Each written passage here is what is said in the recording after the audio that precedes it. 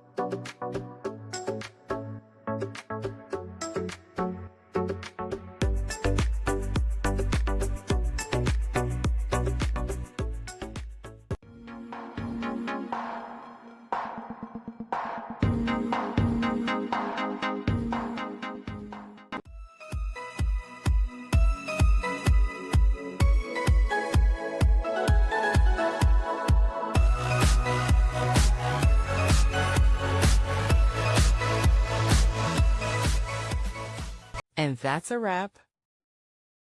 I hope you found the answer you were looking for.